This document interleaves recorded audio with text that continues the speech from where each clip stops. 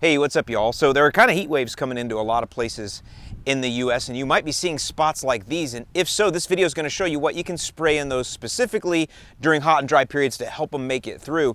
But also in this video, and probably the most important thing, is you're going to see me play lawn detective in real time as I notice sod webworm activity while I'm spraying.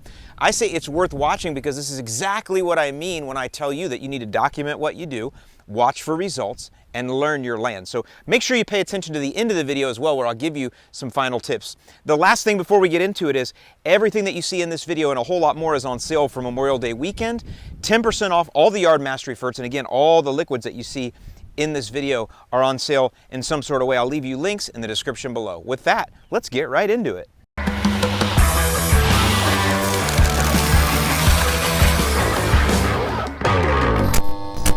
All right, y'all, quick one today. We are coming out of the dry period in Florida, and we're finally starting to get a little bit of rain here and there. But one thing that the dry period did is it revealed to me some weak spots or spots that dry out sooner than the rest in my lawn. And I've been hand watering those. But what I'm gonna do now that we're past that and everything is back green, this will show you real quick just exactly how magical rain is, because you can see the dry spots are now gone from rain. No matter how much of my own water I put in there, it doesn't work, but then the rain comes, bam, it's fixed. But now what I wanna do is go ahead and kind of amend those spots a little bit. And that's why we introduced last year Foreplay. And Foreplay is basically, it's Hydretain mixed with a non-ionic surfactant, mixed with humic acid, and then some seaweed extract. And it's great. You put that in and you can spray that into the dry spots a little bit heavy. I want to show you, if you're somebody that wants to kind of make your own and you don't want to buy a bunch of other products because you already have some on hand, you can make your own using Hydretain, which most of you have, as well as RGS, which most of you have, and then a little bit of Dawn dish soap. So that's what we're going to do today. We're going to make up our own Foreplay. Again, this is a great product. We sell it. So if you want to buy this, it's great. But you can also make your own, because I bet a lot of you already have this stuff. So that's what I'm going to do. I'm going to make this, and I'm going to spray my, my localized dry spots, they call them, and strengthen them up. So here's what I'm going to do. All right, so the first thing we're going to do is we're going to fill up our empty little tank here halfway with water. That's important. You don't want to put the concentrates in together. You want water in there first, halfway. Okay? Next, Hydretain. When you see on the Foreplay there the word humectants, that's Hydretain. We want 3 ounces of Hydretain. Remember, this is a spot spray here. We're not using this for a blanket spray for the entire lawn. This is just for the trouble spots. So we want 3 ounces of Hydretain in there. Okay? All right, next, RGS. So this is the humic and the kelp. This is actually humic and fulvic acid plus sea kelp. So you'll see that on the label as well. We want 6 ounces of this.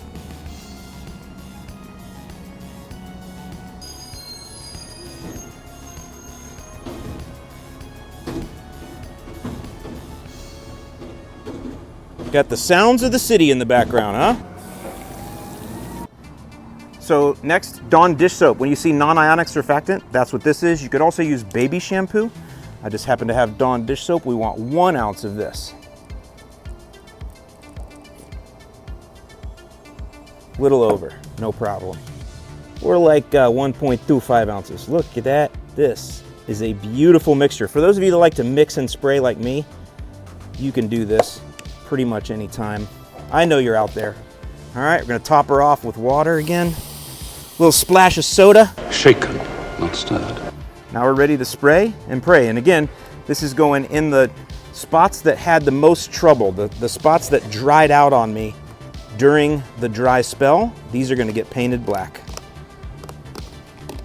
Also, these right here, these will tear up your knuckles. Just be ready. Let's do it. Hose management. All right, so right here, this is where I had a spot. I've been showing you some clips of it. It was like this donut shape right here. And I have no idea what's going on. I haven't seen this show up like this in the past. You know, I've lived here for several years now, but something's going on.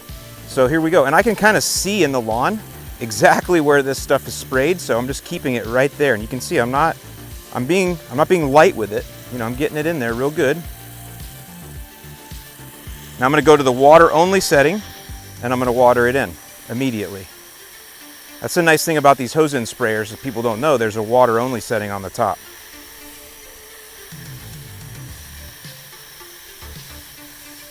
As far as how much to water it in, just till it feels right. I trust you. I trust your feeling. I trust that you know when this is watered in well, and definitely it hasn't been yet. That's pretty good. That definitely feels like it's watered in nice. I'm gonna go to the next spot. So the next spot that I had noticed was right there. I don't know what's going on right there. This does tend to get diseased sometimes during the year, so I don't know if the root system's weaker there or not, but definitely during the heat that was not doing so well. So again, I got my spray mix turned on. Just gonna hose it in there real nice, and smells great because you got that dish soap in there. That's that surfactant working for you. And that basically just helps this to penetrate. That's what the surfactant does. So we got that. I saw moths fly out of there too, which is telling me it might be sod webworm season soon. Keep an eye on that. So there we go. Got that in there nice and thick. Now I'm gonna go to the water only setting and I'm gonna water it in. I don't know if you can see those moths coming out of there, but that is definitely something that I need to be watching for. I got videos on sod webworm that I will link. It's not the moths you worry about, it's their larvae. So the moths are a sign that possibly you're gonna have some larvae, and those do feed on the grass. So we'll keep an eye on that. Maybe take a closer look here in a second. But like I said, we're not gonna make you sit through all this with the watering in portion, but you can stand here for quite a little bit and make sure you get this watered in really well. That's the idea. We want this to penetrate down and find out what's going on in those roots. Get down in there with that humic, that sea kelp, stimulate more roots, right? Dive down in there, which was there, another moth. I don't know if those are picking up on the camera, but might have to do that when I get back from my trip here. Now the last section that I was having trouble with, and I've always had trouble with it, is right across the middle of the lawn here. There's actually a hump here, and so I just believe the water just rolls off. So this top always dries out up here. So I'm gonna go ahead and give this top area a little bit of extra love. Now I still do Hydretain treatments across this lawn every 3 months. So this is an extra. This is not in place of your Hydretain treatment. This is something extra just for your trouble spots. And not required. None of this stuff is required. It's just fun for those of us that like to spray. We like to apply stuff. There's a bunch of us like that. These are good things to apply to the lawn. They don't hurt anything. Help build your soil, help build healthy roots. Not required, but certainly fun for those of us that like to have fun spraying and praying. So I'm gonna paint this nice. You can really see this. I have on polarized sunglasses, which helps. I always say that when you're doing any kind of liquid applications, wear polarized sunglasses. So there we go, right across the middle of the lawn. Now this isn't gonna change the color of the lawn, so that's why it's okay to spot spray with this. So all right, there's my mix all done. I'm gonna switch to water only, get this watered in real good, and then I'm gonna come back again in the end with an even better watering nozzle and get it watered again. There was another moth just came out, so you guys might wanna be seeing some sod webworm videos coming up here soon. Time to run for the hills, boys. And I'm not seeing any damage. I did get down in the lawn and look. Not seeing any damage yet, so I'm just gonna let it roll right now. You don't always have to just apply chemical at the first sight of everything. I like to sit back and watch.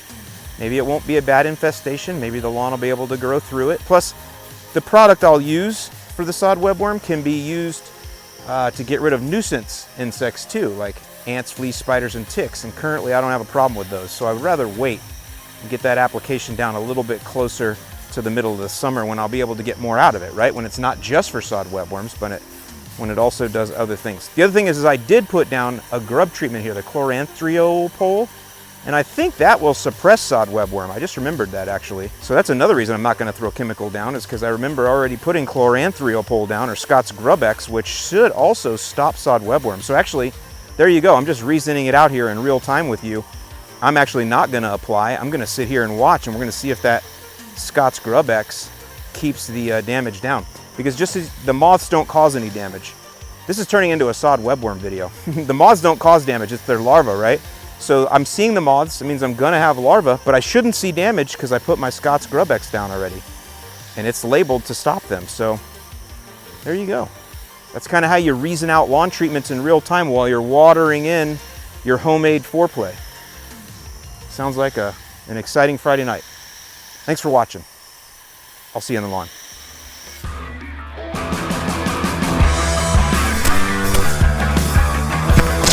All right, y'all, thanks for watching all the way to the end here. A few final thoughts, and these are super important. The first thing is to realize that we have actually a lot of levels of lawn care nuts here.